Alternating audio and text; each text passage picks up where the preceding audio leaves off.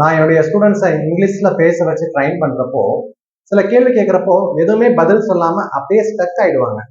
கேட்டா நான் இந்த வார்த்தையை யூஸ் பண்ணலாம்னு நினைச்சேன், நான் இப்படி சென்டென்ஸ் கனெக்ட் பண்ணலாம்னு நினைச்சேன் அப்படின்னு சொல்லிட்டு கொஞ்சம் கிரிட்டிக்கல் பண்ணிட்டு டிலே பண்ணிட்டு இருப்பாங்க. இப்போ நான் அவங்களுக்கு சொல்றது என்னன்னா, இங்கிலீஷ் இது வந்து ஜஸ்ட் ஒரு கம்யூனிகேஷன் டூல், ஒரு லாங்குவேஜ். ஒரு கேள்வி கேட்குறப்போ நீங்க எப்படியாச்சும் அந்த விஷயத்த கன்வே பண்ணிட்டா போதும். இப்படிதான் பேசணும்னு சொல்லிட்டு காம்ப்ளிகேட் பண்ண வேண்டிய அவசியம் கிடையாது. ஃபார் எக்ஸாம்பிள், இப்ப நீங்க வந்து நேத்து டியூட்டி அட்டன் பண்ணல, காரணம் உங்களுக்கு உடம்பு சரியில்லை. இப்போ அடுத்த நாள் நீங்க வேலைக்கு போறப்போ பாஸ் வந்து கேட்கிறாரு.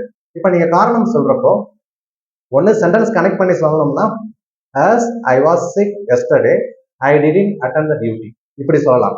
இல்ல நீங்க கொஞ்சம் பேசிக்கா தனித்தனி சென்டென்ஸா சொல்லணும் அப்படின்னா, I was sick yesterday so I didn't attend the duty. இல்ல இன்னும் கொஞ்சம் ஹைஃபையா இடியம்ஸ்லாம் வச்சு சொல்லணும்னா, as I was under the weather I took yesterday off, இப்படி சொல்லலாம்.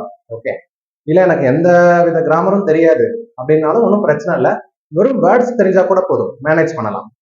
அதாவது சிம்பிளா இந்த மாதிரி சொல்லலாம், sir some health issues so leave sir, இப்படி சொன்னாலும் விஷயம் வந்து கன்வே ஆயிடும். ஓகே, ஸோ நான் இப்போ நிறைய லெவல்ல பேசி காமிச்சேன்.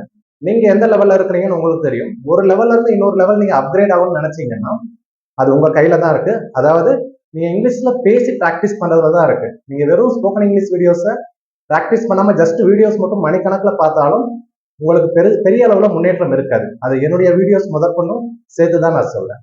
ஓகே, ஸோ இந்த வீடியோ உங்களுக்கு நம்பிக்கை கொடுக்கும்னு நினைக்கிறேன். நன்றி, வணக்கம்.